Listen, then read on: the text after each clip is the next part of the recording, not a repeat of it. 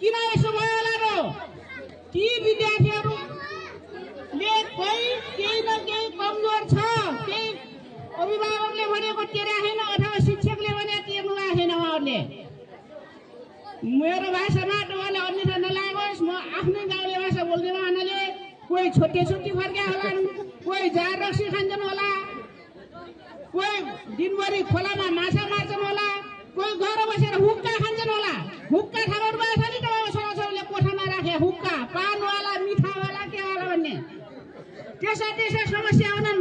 Control गर्न नसकिने हुनाले आफ्नो छोराछोरीले आफै कन्ट्रोल गरेर यही दिन पर्यो भने हो।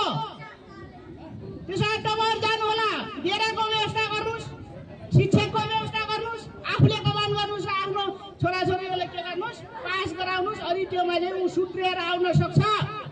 त्यसरी बुझ्नु पर्यो, सकारात्मक कुरा बुझ्न पर्यो। कोहीको जोडी होला, फेरि दुईजना बिहा गरिसके अवस्था होला, उहाँहरूले बिहा नगरेर हुलमा लगेर राख्नु नबन्ने होला। फेरि यस्ता यस्ता कारण छन् भन्ने तपाईँले बुझेर कारण पत्ता लगाउनु होला र यहाँको विद्यालय प्रशासनसँग तपाईँ सम्पर्क गर्नुहोस्। त्यस्तो भेदभाव किन गरियो भनेर नउर्लिनुहोस्। विद्यार्थीहरूले बेलैमा उहाँको जीवन बिगारिदिनु हुन्न। बेलैमा सचेत गराएर सुधारेर अगाडि बढाउनु छ। यो कुरा तपाईँले बुझ्नु पर्यो भन्ने कुरा राखे। मैले पनि भने तपाईँले गलत ठान्नुभयो भने अब के गर्ने, भोटेर खुवाउनु होइन। रेल चल्ने गर्छ भने रेल चल्ने गर्छ, हल्ला हुने गर्छ। अनि अर्को कुरा छ,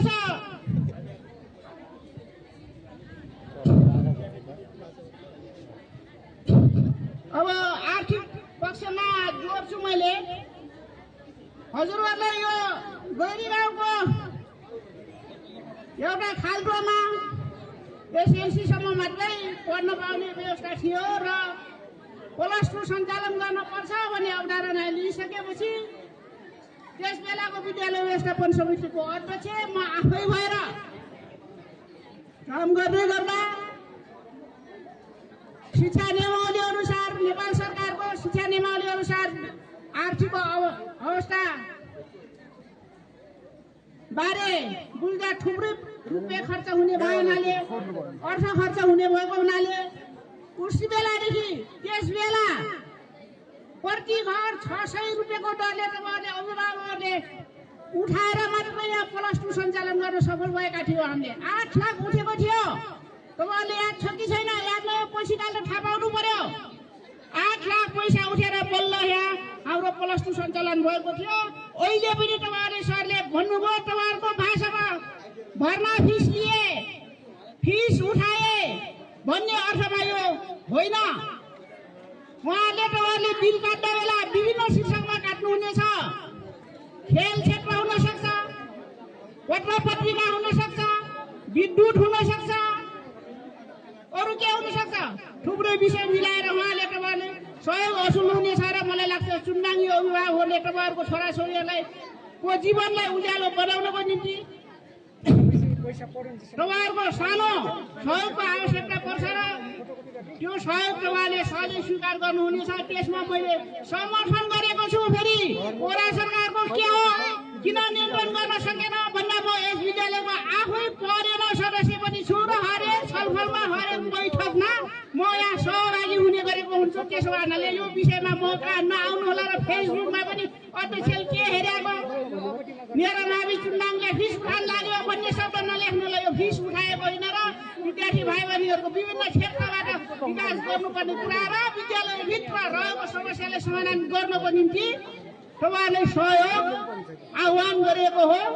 बिल तपाईँहरूले पाउँदा बेला फिस भनेर पाउनुहुने छैन। अनि फेसबुक युट्युबे हाम्रा साथीहरू पनि सञ्जालमा कार्यरत साथीहरू पनि के गर्नु पर्यो भने कुरो बुझेर चुरो कुरो पत्ता लगाएर लेख्दा राम्रो हुन्छ। फेरि लेख्नै हुन्न भन्ने चाहिँ होइन है। फेरि त्यो लेख्ने होइन भन्दा जेल आन्दोलन गरेर उल्टाम भइसक्यो, के भइसक्यो त्यो हजुरहरूले भन्नुपर्ने विषय नै होइन। अब अलिकति म तपाईँहरूले मैले बोकेका कुराहरू र कानुनको कुरा गर्न चाहन्छु। तपाईँ अभिभावकहरू जति जान्ने हुनुहुन्छ, जति मभन्दा डिग्री गर्नुभएको छ र पनि एउटा जिम्माको हिसाबले सबै तपाईँहरू थाहा पाउनु भएको छ। तर पनि मैले यहाँ भट्याउनु पर्ने हुनाले भट्याउने काम, भट्याइसकेपछि ग्रहण गर्ने काम तपाईँ पोखरको जिम्मा हुन्छ। अब बाल विवाहतिर जाऊ। बाल विवाह तपाईँहरूले थाहा पाइसक्नु भएको छ। बाल विवाह नेपाल सरकारको कानुन नियम संविधानले 20 वर्ष पुगिसकेपछि मात्र विवाह गर्ने केटा वा केटी भनेर चाहिँ पास भएर आएको छ। तर चुम्बाङमा यस विद्यालयबाट मात्र हेर्दा 10-12 जोडीहरूले बिहा गरे, यसै वर्ष अथवा गएको वर्ष जोड्दा भन्ने बैठकमा आयो। आइसकेपछि त्यो बाल विवाह नियन्त्रण गर्ने जिम्मा कसको हो त? भूमे गाउँपालिका अथवा स्थानीय सरकारको हो। त्यो केन्द्रीय कानुन नियमले त्यो गर भनेर दिएको छ हामीलाई नियन्त्रण। 9 नम्बर वडाको हकमा वडा अध्यक्ष लगायत जनप्रतिनिधि, राजनीतिक दल, समाजसेवी सबैको हो। सङ्घ संस्था, एनजिओ, आइएनजिओ को हो। तर मैले सकिन, तपाईँले ध्यान दिएर सुन्नुहोस्, मैले सकेन। किन सकेन? कारण पनि छ। हाम्रो चुम्बाङ एउटा समाज हो, एउटा वडा हो, एउटा भूगोल छ, क्षेत्र छ, त्यसको आफ्नै अधिकार छ, कानुन नियम सबै लागू गर्छ। तर यो विषयमा बाल विवाह सम्बन्धी थुप्रै कार्यक्रमहरू हामीले लगेका छौँ। महिला लक्षित बजेटहरूबाट पनि त्यो कार्यक्रम लगेका छौँ। एनजिओ आइएनजिओहरूले पनि त्यो कार्यक्रम लगेका छन्। तर न त अभिभावकले त्यो कुराको महसुस गर्नुभयो, न त किशोर किशोरी बालबालिकाले त्यो कुराको महसुस गर्नुभयो, न त निर्वाचित जननिर्वाचित सदस्यहरूले र वडा अध्यक्षले महसुस गर्यो, न त कसले गर्यो। टोलमा अर्को संरचना पनि छ, टोल अध्यक्षहरू हुनुहुन्छ, न त राजनीतिक दलका नेता कार्यकर्ता समाजसेवी हुनुहुन्छ, उहाँहरूले गर्नु भएन। नभएपछि हाम्रो यहाँ चाहिँ कानुन बरखिलाफ अथवा कानुनलाई नागेर यस्ता कामहरू भइराखेका छन्। नगरिसकेपछि के गर्ने? गर्नुहुन्न भन्ने छँदैछ। एउटा कार्यक्रम भएको थियो यही विद्यालयको तलको हलमा। त्यो हलमा एकजना जिल्लाबाट डाक्टर आउनुभएको थियो, जिल्लाको डाक्टर। उहाँले अरू रुकुम पूर्वको काम सबै ठिक छ, यहाँका जनता ठिक छन्, तर एउटा कुरा मन परेन। त्यो कुरा भने यहाँका युवा युवतीले सानै पहिला जाने, सानै विवाह गर्ने, अनि 20 वर्ष नपुग्दै 16-17 वर्षमा बच्चा जन्माउने। त्यो आमाले यो ठाउँ यस कारणले राम्रो छैन भनेर चाहिँ यस्तै बैठकमा जाँसे, यस्तै गोष्ठी गर्ने बेला मुखैले भन्ने बेला मलाई कस्तो महसुस भएको थियो भने, त्यहाँबाट त्यो महसुस भने चुम्बाङको अध्यक्ष म भइसकेपछि लाज भएन, चिन्तावट भएको थियो। मलाई खुम्चिनु परेको थियो, किनभने रेकर्डले नै त्यही देखाउँछ। अस्पतालबाट त्यही रेकर्ड देखिन्छ, विद्यालयबाट त्यही रेकर्ड देखिन्छ, वडाबाट त्यही रेकर्ड देखिन्छ। त्यसो हुनाले तपाईँहरूले याद गर्ने कुरा हो, बिहे नगर्ने भन्ने होइन, जोइ नल्याउने पहिलो नजाने भन्ने होइन। त्यो जाने बेला सरकारले एउटा समय तोकेको छ, त्यो बेलासम्म अड्डिन सक्नु पर्यो क्या। त्यो बेलासम्म आफ्ना छोराछोरीले अड्याउन सक्नु पर्यो। नसकेपछि त्यसको कारबाहीको भागीदारी उहाँहरू हुना बेला अभिभावकहरूले चित्त दुखाउनु भएन। कानुनले के भन्छ? चुम्बाङमा तपाईँहरूले कति थाहा पाउनु भएको छ? तत्कालै के 1-2 महिना अगाडि यहाँ 2वटा बाल विवाह भएका छन् र बाल विवाह हुने क्रममा उनको केटी पक्षको आमा बुवा आएर फिर्ता लगेका छन्। पछि 2-4 दिनको स्वास्थ्य भइगएको छ। पुलिसले जिम्मा लगाएको छ, कागज गरेर बाल विवाह हुन्छ 20 वर्ष नपुगन्जेसम्म। अङ्ग्रेजी शब्द क्या? रिलेसन भने ठगान बस्ने भने हो कि? धेरै पढाले थाहा हुन्छ, अहिलेका धेरै पढे आएछ, नाम पढ्दाले थाहा पार्छन्। शब्द घोक्नुपर्छ। रिलेसनमा बस्यो भने हुन्छ, कानुन उल्लङ्घन नगर भनेर चाहिँ दायाँ बायाँ हातको लेख्से लाएर पढाएर 2 दिन बसिरहेको उयो केटाकोमा गइरहेछ। केटी पनि केटा पनि केटीले ल्याउनु गइरहेछ। नसोच के गर्ने त? मैले पुलिसलाई भनेर पक्राउ गरेर पठाउने बेला तपाईँहरू के भन्नुहुन्छ? पक साला तपाईँ भोट हाल्दिया को गुण निकालिस् नि, जिताइ पठाया गुण निकालिस् नि, त्यो तेरो काम छैन अब भन्नुहुन्छ। त्यही डरले नसकेको सक्दैन। मलाई तपाईँहरूले सोच्नु पर्दैन। मैले निवेदन लिखित चाहिन्न मलाई। मैले सुनेको आधारमा तथ्य प्रमाणको आधारबाट इलाका प्रहरी कार्यालयमा सूचना दिने बित्तिकै पुलिस गएर चप्पलको समाइकन जेल हाल्नु त सक्छ, हालेर के गर्ने? उनको मानसिक मस्तिष्क पनि के हुनु पर्यो, बलियो हुनु पर्यो नि। किन भविष्य बिगारिदिने भन्ने र एउटा यो देश धेरै पार्टीहरूले शासन गर्ने देश हो, लोकतान्त्रिक गणतन्त्र शासन भएको देश हो। त्यसो भए हुनाले फेरि अर्कोबाट मेरो पार्टीबाट उठेको